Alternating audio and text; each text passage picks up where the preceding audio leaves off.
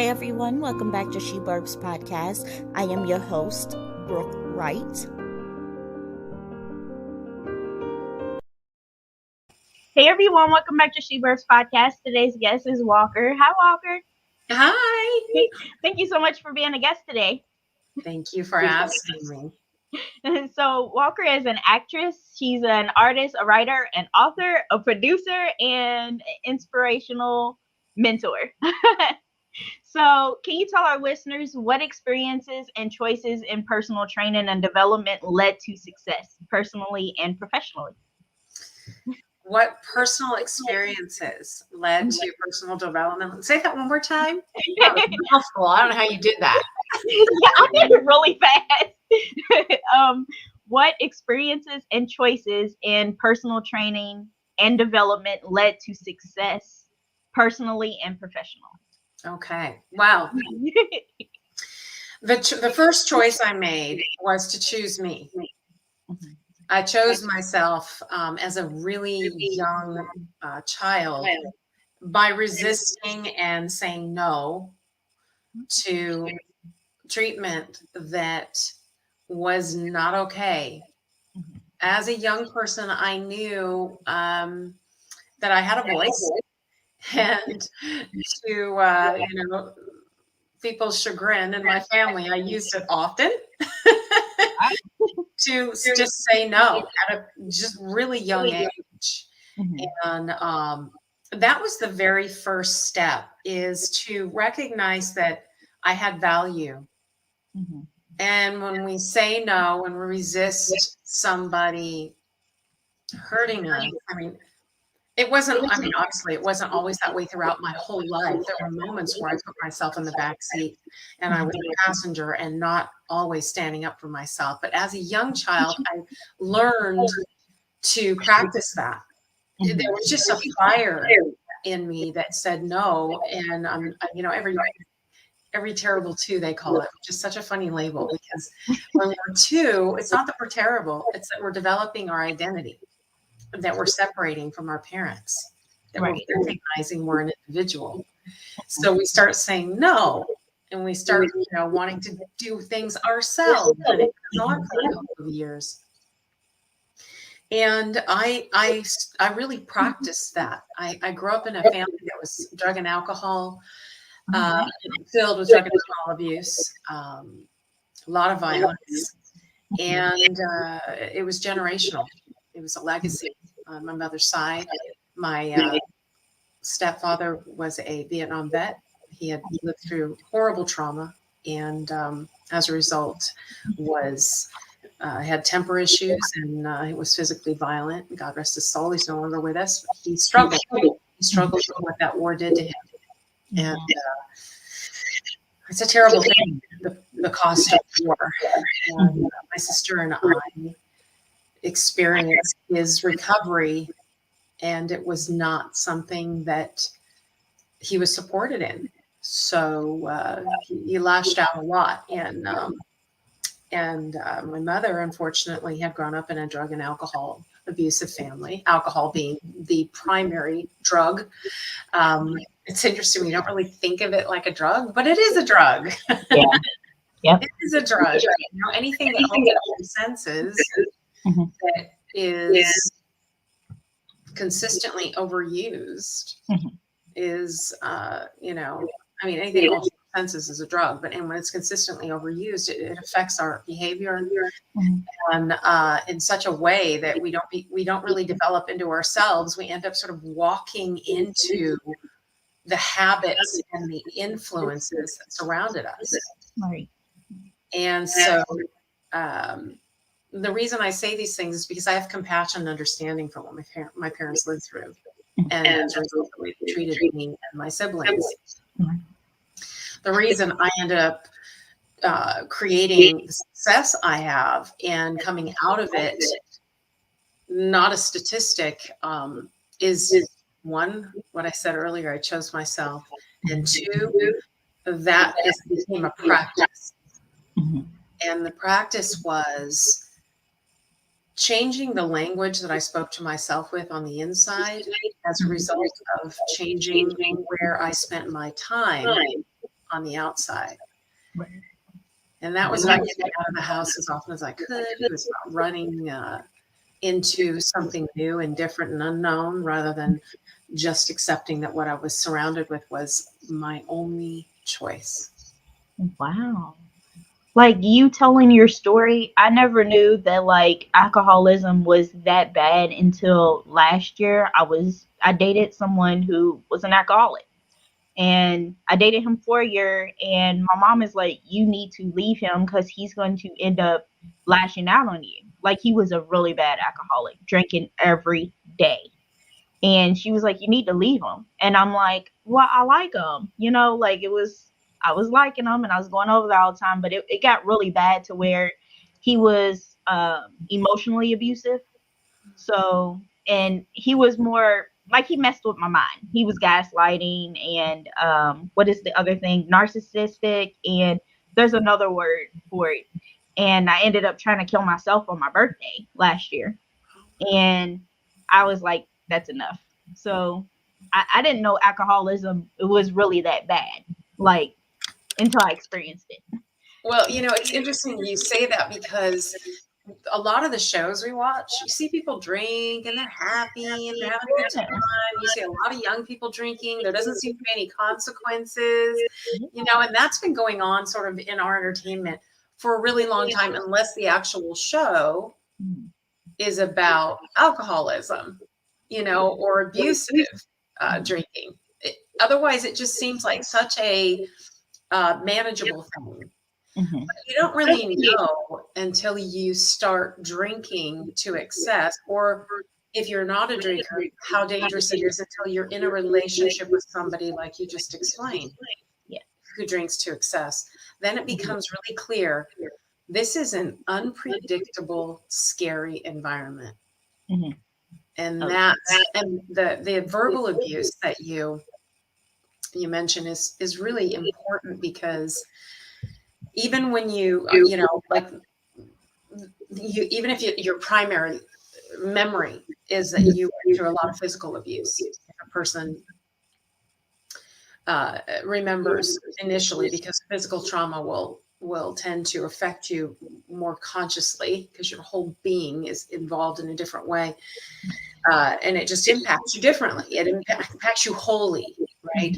And your body and mind tends to your mind tends to contain and file away subtler abuses that come along with it, like verbal abuse. For me, I didn't see the mental abuse, the damage, the intensity of it, until I worked through the trauma that I experienced physically.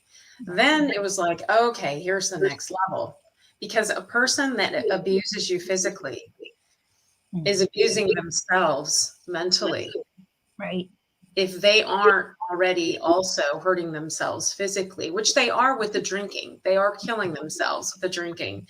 But if they aren't doing or harming themselves, cutting themselves, or, literally trying to hurt themselves in other ways physically, they're definitely doing it emotionally. Right. They're belittling themselves. They're in a state of mental torture often, and that will come out on the person in a relationship with them. Right. And that's what happened with me. Is I was, you're rarely ever physically abused and not emotionally and mentally harmed from that person. So it's really important that you bring that up, because you may not have, and thank goodness you got away before anything physical happened. But that is so important, because mental abuse is subtle and it's overlooked. And there's a lot of damage that comes from mental abuse. The mental issues that we're having, the issues we're having with mental health right now, profound, because it's so subtle. People think, oh, this isn't abusing me. I don't have an issue with this. Even just the isolation we went through with COVID. Oh yeah. The amount of mental health issues we have as a result of that, because being in isolation is not good for us. And that's another thing that happens when you grow up in an alcoholic family and an abusive family, is you live in isolation. I think I had to stay the night, I don't know, 6 times in my childhood, Man. because nobody ever wanted, and I just didn't go anywhere either, because you just don't want people to know Yeah. anything, that's going on behind closed doors. It's an isolation lifestyle. So I found a little out with COVID. It's kind of funny. It's like I saw this post and it said, "Gosh, you know that you tend to isolate when a pandemic happens, and your lifestyle doesn't change that much." Oh yeah, that's how, wow. That's how my life did. Like it didn't change at all. I was always in the house anyway. I'm like, it just made it better because you didn't really go to work. So I was like, yeah. Yeah. Well, your job is in the house a lot. So you do, you're a podcaster. So you're in your studio and you're doing a lot of that. But for me, I'm out with my work and whatnot. But what was so interesting is that I wasn't as uncomfortable with it as a lot of people were. And I think the reason was because for so much of my developmental years, I spent alone. I spent alone outside in recovery, mapping, learning language that helped me survive it and thrive in the midst of the oppression of the environment. So I was constantly out on my own, in my own sort of isolation space anyway. And so it was funny. I was like, this is really interesting because I'm not uncomfortable here at all. And that's kind of when everything started shifting too. And I better get my book out. And I had started writing it, and people were like, you need to get this out because you're never uncomfortable in the unknown. And this is all about the unknown. And people are losing their, you know what? Yeah. Oh yeah. They're going crazy. Yeah. Definitely. And I wanted to talk about your book today. So can you tell our listeners about your book, Awaken? Yes. So my book is called Awaken, Discovering Yourself Through the Light of Your Innocence. There it is. Hello. One more time. I missed it. Yes, this is it right here. Oh, that's cute. And see, that's a little girl. That's me. Discovering yourself through the light of your innocence. That's what she represents. It's me as a child. The light of your innocence is that childhood, that innocence we have as a child. It never leaves us, ever, ever, no matter how. It doesn't ever leave us. We leave it behind often. Life, we become overwhelmed, and we think we have to adult in such a way that we can't be in touch with and express that childlike innocence that's in us because it's vulnerable. But it's also how we create our dreams into reality. It's how we find our courage. It's that explorer, that adventurer. That's, you don't ever see a child fall down and go, that's it. I'm never going to walk again. I'm over it. Never taking a chance. You just don't. You don't see kids climb trees, fall, and never climb a tree again. There's a powerful energy in that innocence that serves our healing. And I use that unconsciously. I couldn't articulate. I didn't know what it was, but that was what gave me the courage as a young person to continue to move forward and not just stop myself in pain. And it's where I would go back to as an adult to do deep healing when my mind decided, you're ready for this one. And a memory came up. It came up out of my body somewhere, that it had been contained, or it was a memory, something triggered it, and it was time for me to deal with it. And I learned that I had the power to choose, and I learned that I had the power to imagine something else. And I think our imagination is a superpower, and it is where the child lives. Yes. So that's what this book is about. It's a memoir. It's a very private look into my life, what I went through, how I walked it, the times when I really fell down hard. I didn't know how I would move forward, but I did, and how I was able to create the success I've been able to create, and my dream for everyone, my dream for humanity, and the way I feel about all of us and how amazing we are. Wow. That's amazing, because it reminds me of like a story I read where it focused on the child, but the child's imagination. Like when they're in like homes that you grew up in and they imagine themselves somewhere else, somewhere better. And it just reminds me of that. That's what I did every single day. Every single day I did it. I just felt I had to be from somewhere else. That was the funny thing, is I would tell my mom, "Are you sure I'm not adopted? I have to be adopted." It was like, I would just drive her crazy. "No, you're not adopted." And but I thought I was. And so I would recreate that. When I wasn't around my family, I would recreate a whole new world. And that's what I did acting, because I had a skilled imagination. I knew how to pretend. And I pretended so well, I started drawing this reality to me, and I started seeing myself in those spaces. And that's, I think, how this life works. I really do. The more we imagine where we want to be, we draw that right to us in little. We just move forward. We either move forward or we get scared. That's true. That's true. 1,000% true. Like, I always want to ask you this, like, how do you remember your lines? Being an actress, this is like way off subject, but since you brought it up, I want to know, how do you remember lines? Because I can't do that. Even if I study it like every day, I feel like I'll forget when you go live. I don't know why. Well, I can tell you what does it for me. This is what has always done it for me. It is putting it inside my body. So when there's something that I'm having a hard time, and there have been a lot of lines. I had one project where I memorized 14 pages. It was all me. It was a spokesperson gig. And I was interviewing, and it was 14 pages. It was unbelievable. I was so freaked out about it. I didn't know if I could do it, but I did it.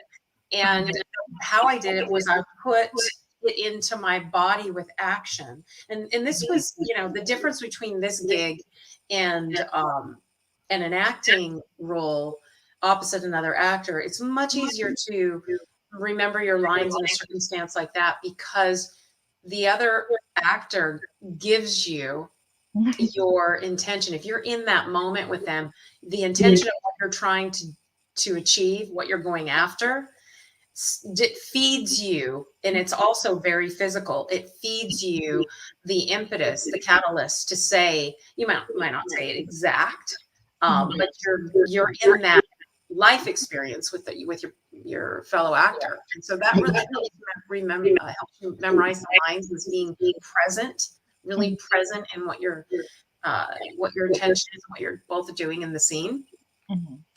But for this spokesperson, it was nothing like that. It was just about memorizing a ton of dialogue. So it's like, how am I going to do this? Nobody's really, giving me, I'm interviewing somebody, so that helped a little. But what I did is I put it in my body. Like I said, I literally thought of some of the sections that were really hard on me. And I created a response. Either I jumped up and I, did like that at it, and I didn't do it in the interview. And then I created like a little thing with my finger right after.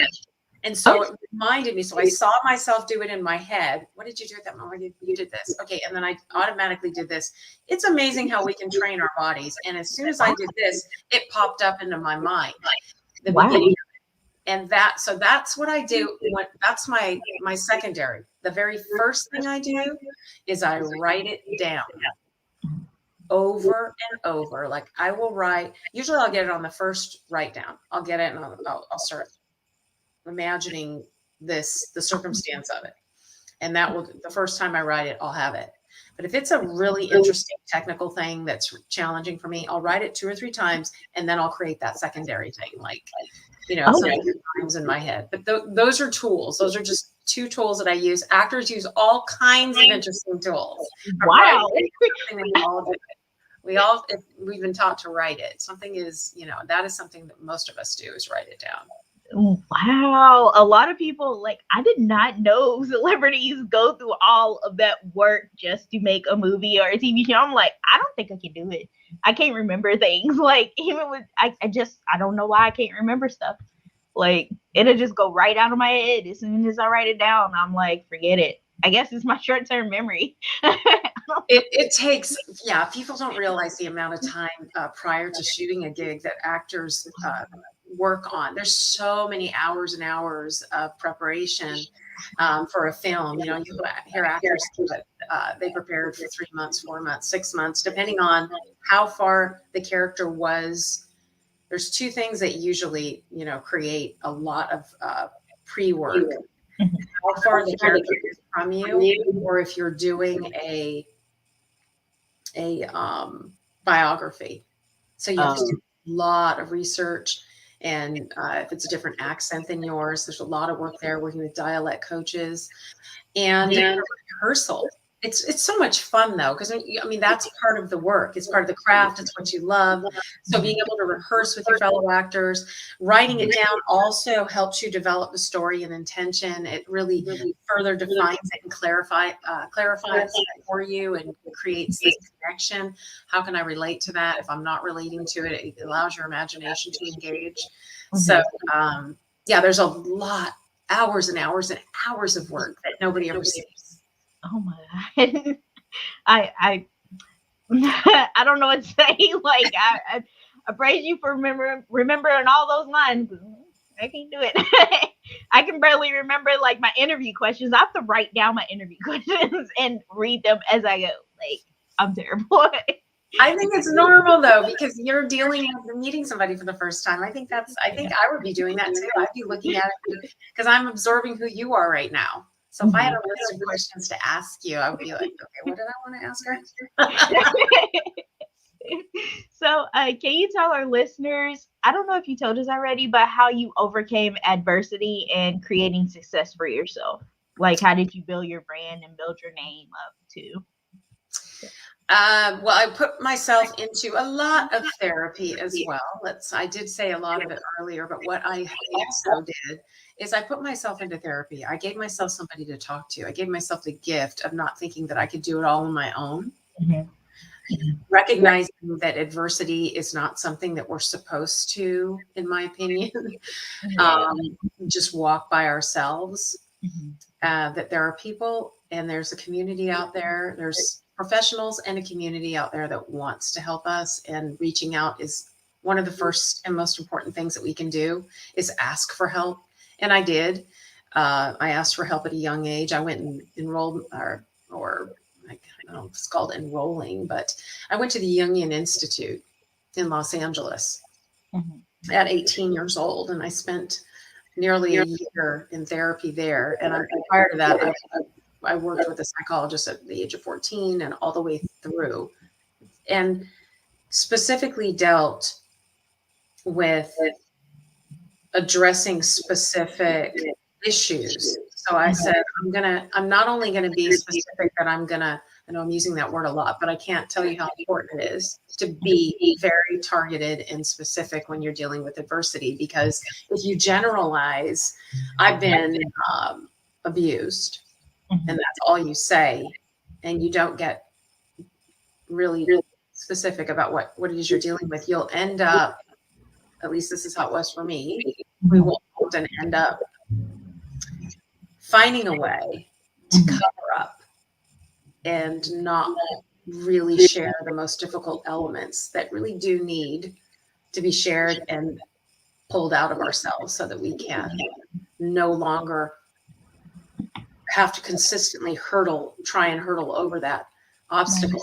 And that's all adversity is an obstacle for us to find a way around, over, through, without carrying it with us, without carrying it with us like a ball and chain, and or something that pulls our self-esteem into a place that slows us down from what our goals are. And that certainly wasn't how it always was for me. The tendency is to do the previous, to hide, to run, to push down, to just tell a little bit. I knew I had to go through a lot of levels. And so the Jungian Institute that's what they were all about. That's what the theology is digging in, and they helped me learn a process at the beginning, and the rest of it was rewriting my story, and that helped me. And moving forward, Brooke, every single time I had an opportunity come my way, even if I didn't recognize it, like acting or modeling, all that, I never thought I'd be an actor or model ever. Ever? Are you kidding me? Like, what? I never thought that. It just, nobody in my family was. It just was not something I ever thought.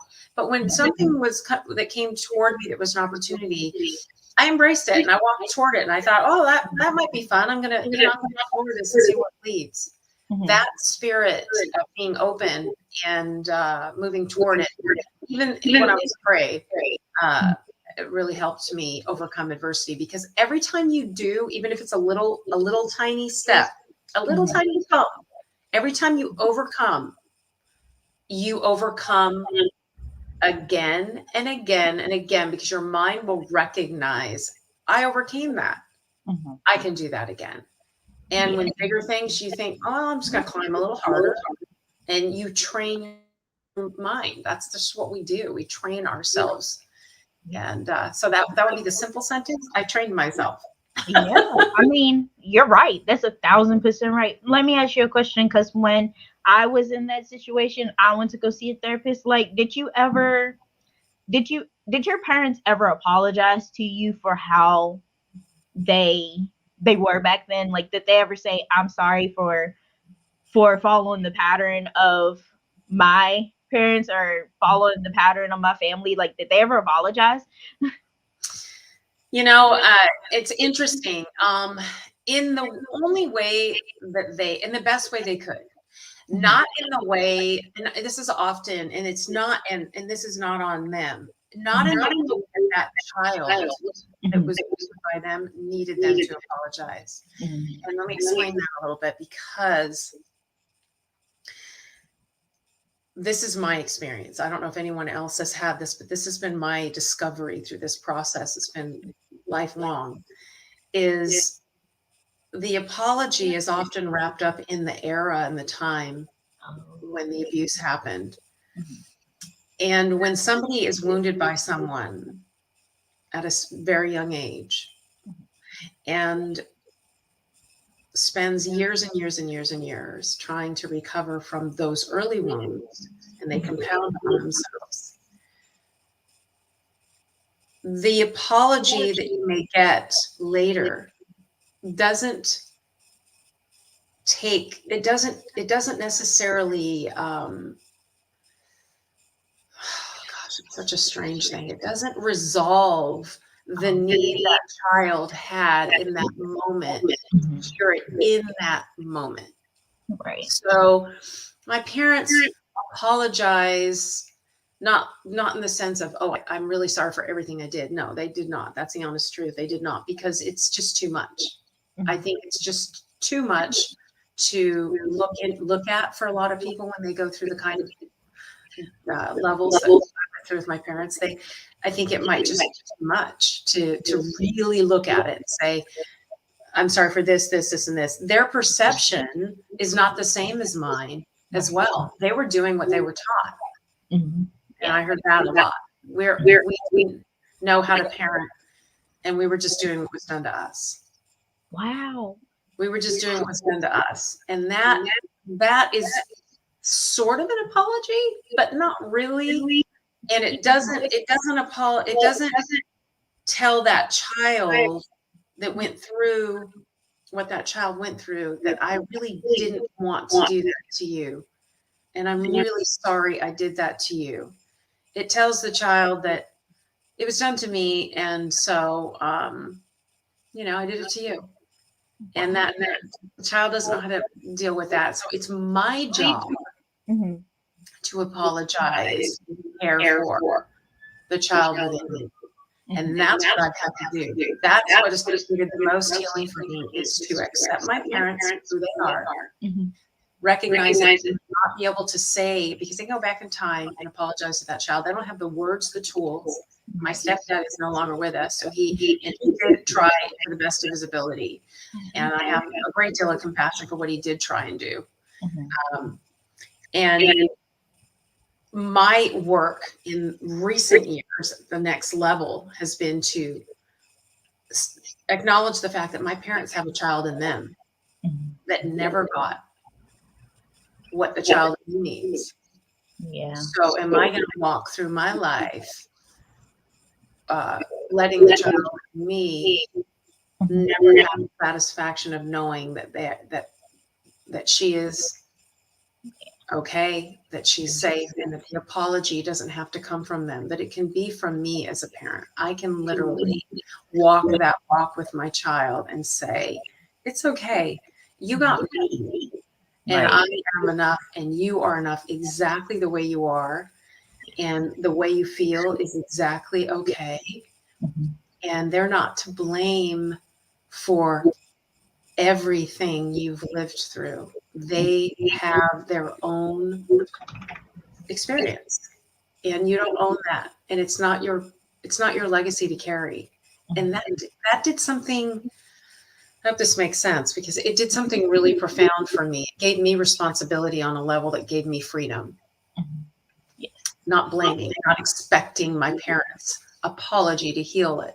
It doesn't really heal it. Even when somebody says, I mean, think about when somebody does something really awful to us as a kid and they say, oh, I'm sorry. Or as a young adult, they say, I'm really sorry I did that shitty thing to you. You're like, yeah, I appreciate that.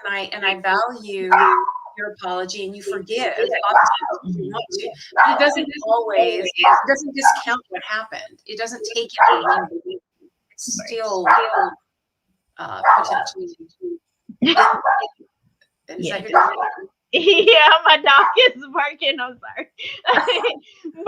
but yeah, I agree with you, because me and my brother, we had this exact conversation that you just now said. And I feel like my brother resents my grandfather. My grandfather is 78 now. He's Native American. He's 78. He's very blunt. So he says what's on his mind, but he hasn't been really trying to explain it. He hasn't been like a grandfather. Like, he hasn't been there for it. So my brother doesn't want to see him, doesn't want his apology, doesn't want him called. I'm like, but I understand where you're coming from. I understand. Now I understand, because I was like, why? Why don't you want to talk to him? But now that you've explained it, I got a better understanding now. But yeah, he's probably, like I limit because it hurts him, and he's not there yet where he can just laugh at the reality of it and have a sense of humor. Like I've got a sense of humor about my family, and and the ones that have hurt me the most. I just think, you know what? They have a right. This is their life to choose the way they want to live it. Granted, I may have been a target for some uncool stuff, and I wish they didn't do it. But you know what? I'm not going to let that create a downer for me every single day. And I'm also not going to put myself in an environment that doesn't make me feel good and loved and supported. And so your brother is saying, this doesn't make me feel supported and loved, because that's what I need right now. That's key, is when I was in my 20s, 30s, I needed a lot more than I do now, my parents to give me the support in a way that, in a very specific way, and they were capable of doing it. And so I had to distance myself. There were times when we didn't speak for many, many, many years, and times when we would speak. And it as time has gone on, I've developed the ability as well to accept your grandfather for the way he is. He's given the best he can. yeah, Because you just said it. He said the words, which are so interesting. He hasn't been a grandfather. Well, he hasn't been a grandfather in the sense that your brother needs. Exactly. And that's what it boils down to, is your brother needs him to be something he is not. Sure. And I had to address that about my parents and my family, my grandfather and several other members. They were who they were, and the best that they could be is who they were. And that took a lot of work to accept, because I had chosen something different. So I thought, well, if I chose this and I'm from the same family and I'm not hurting my children and I'm not drinking myself under the table every day, why the heck would my family not want to do that? Why would they be doing it? Yeah. Because guess what? We all come here with our own plans and experiences. We all come here with our own choices, our own freedoms. It's the person who's suffering's job to get out of the way of it, as much as it is the person who's the offender to learn how to stop being the offender. Exactly. Both are responsible to themselves. And if one's not stepping up and you have the awareness to move away and distance and say, it's better I'm not involved, then that's what you have to do. And maybe that's what your brother's doing. That's true. That's true. My one and last final question. Where do we go to purchase your book? Can we go on Amazon and all the like Barnes and Noble to purchase your book? We can. The best way is Amazon, only because I keep it at a price point for downloadable that's really, really accessible. So I would recommend going to Amazon and purchasing it on Amazon.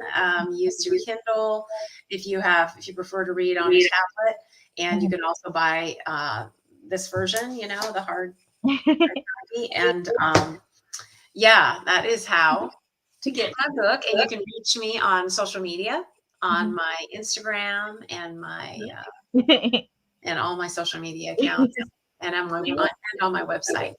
So you said something about Star Trek. Did you want to talk about that at all? Oh yeah, a lot of I don't see anybody on today. That's surprising, because usually they'll be viewing, but they had like questions about Star Trek, and I'm like, I don't know. Come on the show and ask questions, but I guess they forgot. I don't know. But yeah, we can definitely talk about Star Trek. Well, if you have any questions, because you mentioned it earlier, so I just wanted to make sure that I covered it. And if your Star Trek fans aren't there, that's fine. There was a lot of Star Trek fans. They was like, I can't believe you got her to come on, and I'm like, yeah. Well, we'll have to do a Star Trek. We'll have to do a Star Trek specific interview, and you can have all your guests. Tell them that you're going to have a 15-minute Q&A with me, and I'd be happy to do that with you. Ooh, yeah! Thank you so much. I'm definitely going to set that up. I love Trekkies. I love them. They're amazing fans. I think they're some of the best fans in the world, and I would be happy to do that. Thank you so much. I hope you have a great day, Walker, and thank you so much again for coming on my show. Thank you for having me. Bye. Bye. Hey, everyone. I want to thank you all so much for listening to my interview with Walker. If you would like to purchase her book, like she said, you can go on Amazon. That's the best way. And sorry, my lips are chapped. But you can go on Amazon. That's the best way, she said. And you can get a hardcover, a paperback, or you can get on your tablet. So I hope you all check that out. And I always forget, I don't know why I keep forgetting to link the website below. But here's the website: sheblurbs.wix.com/sheblurbs/podcast. And if you go to Walker Branded, you will see her name, and you will see all of her social media websites. You will see where you can purchase her book. You can see more information about her. I have her biography. And like she said, mentioned in the interview, she would be happy to do a Q&A with Star Trek fans. So I hope you all check that out. And I'm going to set something up. And I hope you all will be able to come and ask her questions. I hope you all have a great day. Thank you all so much for listening. Thank you all so much for supporting my podcast. And once again, you can donate to this podcast, and it will go to 4 foundations that I support. And it would also go to updating my equipment. Thank you all so much. Have a great day. Make great choices. Bye.